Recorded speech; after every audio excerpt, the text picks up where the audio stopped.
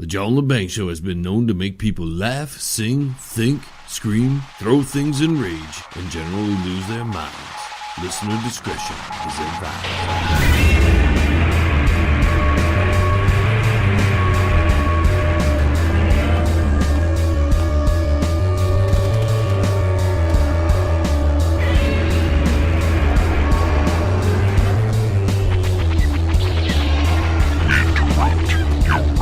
Scheduled programming to bring you a show on the edge, broadcasting worldwide and out to the greater universe. You're listening to the John LeBang Show.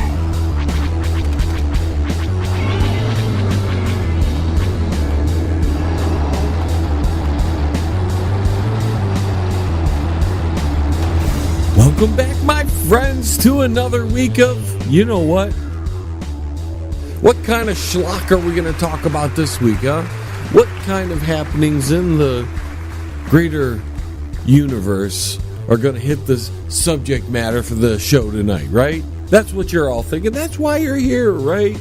As you can hear, my voice is still not there. And because of that fact, we're going to kind of do a few things differently tonight. Hopefully you don't mind. But here in the first segment, we'll get into a few of the things going on, especially the early winter here in Michigan. I mean, it's a month and a half early, and here comes Mr. Snowman riding in on his high horse going, I'm going to put snow down there, and it's going to be cold for a week. Those days when you wish global warming actually was happening. Because it's been 20 degrees below normal already. And although the Farmer's Almanac suggested that it was going to be a mild winter here where I live, I don't know if that's going to... You can't trust anybody's word anymore. So I don't know if that's going to happen. And it's already started, and it's been cold. I mean, it was cold in Houston. They've already had record low temperatures.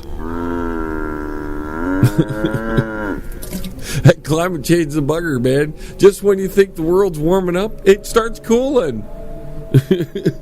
Oh, boy. What are the people who are just like hell-bent on the global warming thing and rising CO2 causes the planet to warm and that's a bad thing? What are they going to do if the planet starts freezing? If we go deeper into an ice age, what if this interglacial period that we were in, who knows if we're in it anymore, the way winter is starting early. Oh, God, can you imagine what an ice age would feel like?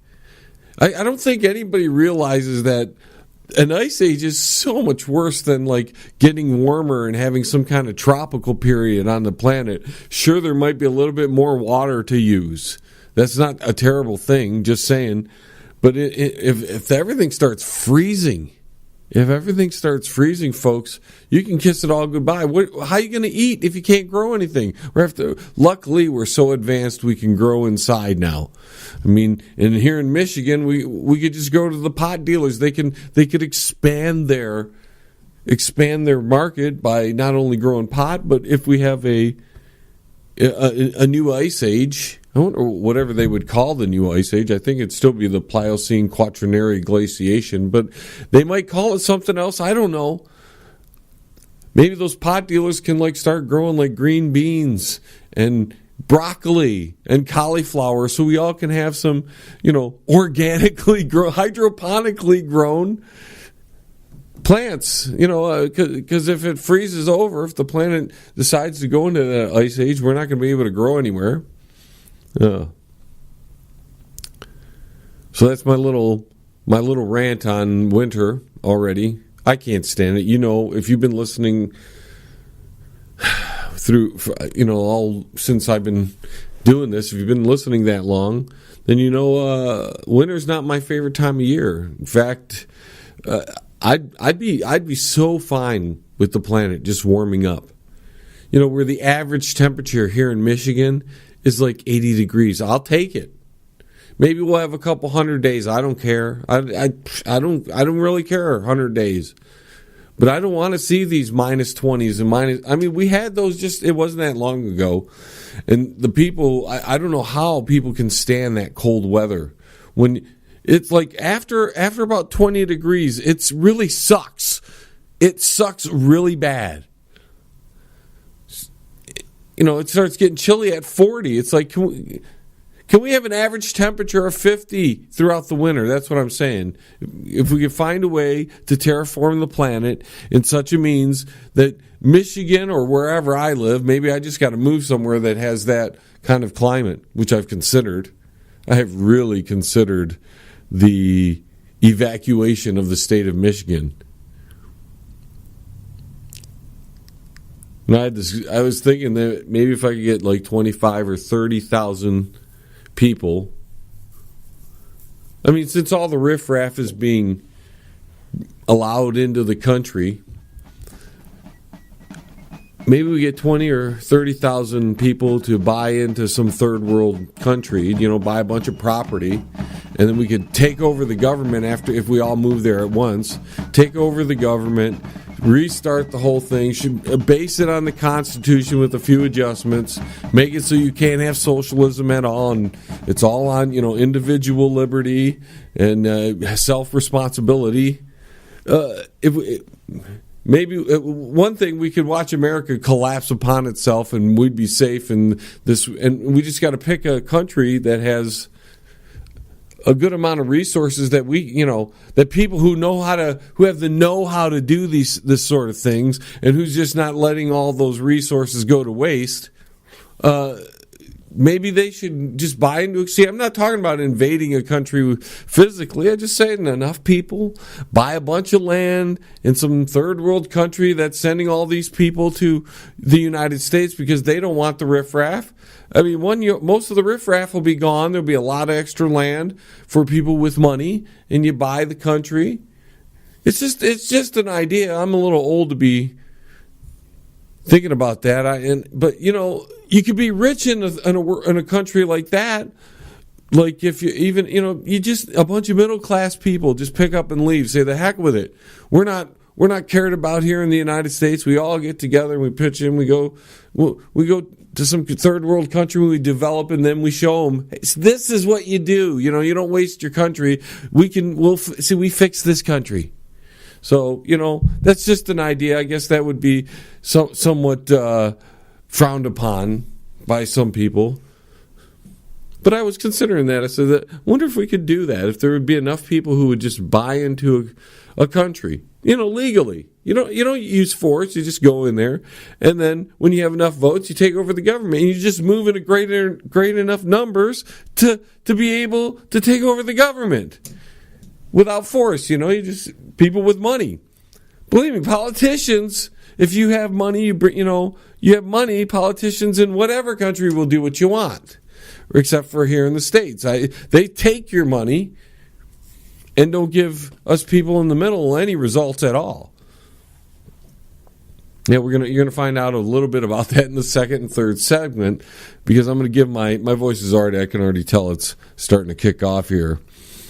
So I'm going to play something that you guys haven't heard before, because there are times when I do record additional shows and I do not release them.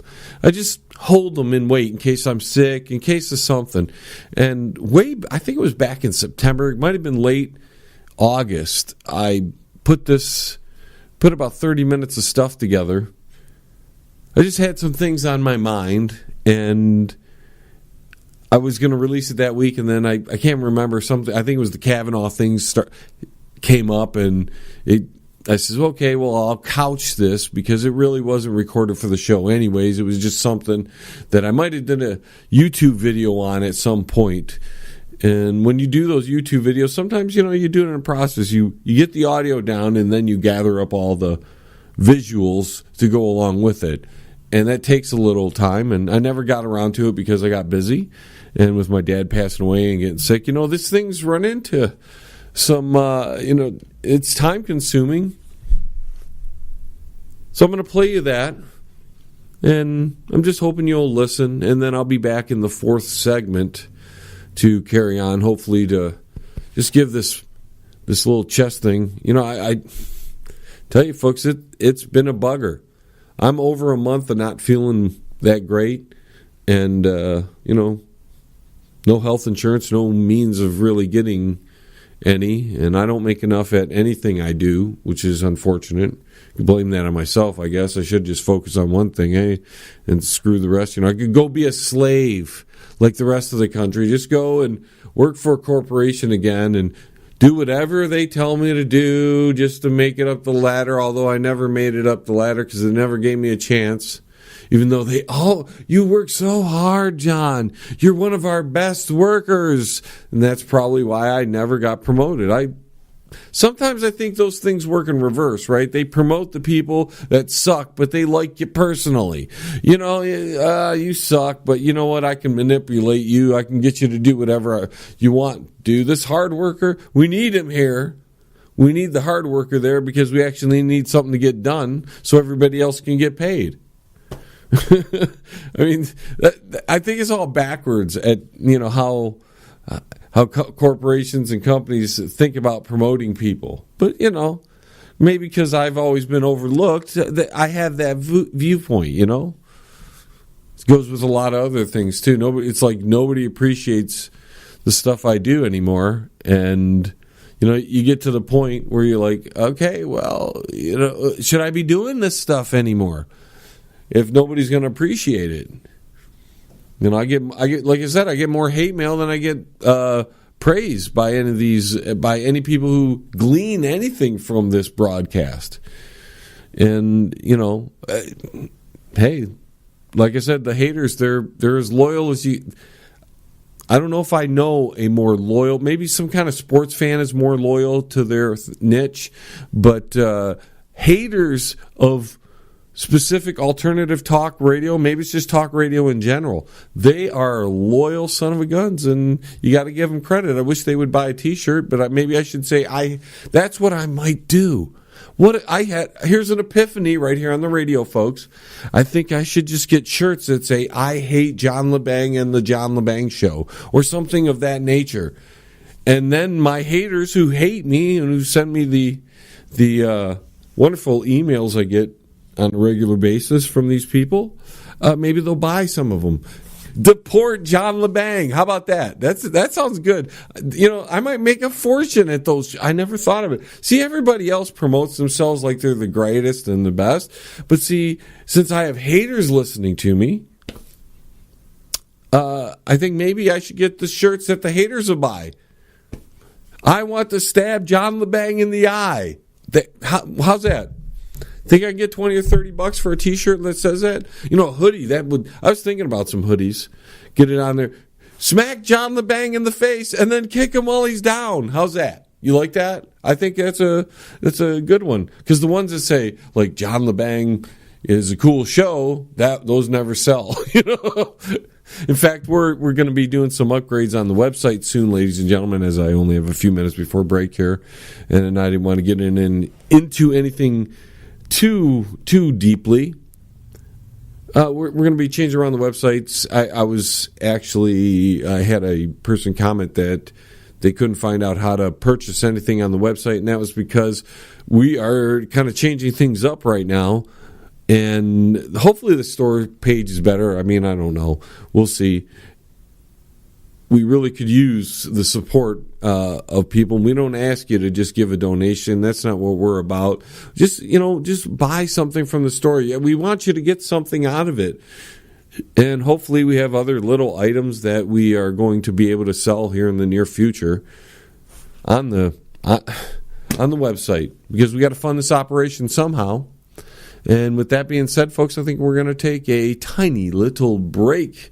And on the other side of this, what you're going to hear is some musings of mine from back in August, September of this year. And then I'll be back with my raggedy old voice trying to hang in there. Stay tuned. Hey, Uncle Shady, where are they going? Hey, you, get back here. The John LeBang Show will be right back. Check out the new book from Derek Shelmerdine, Rock and Roll Unraveled.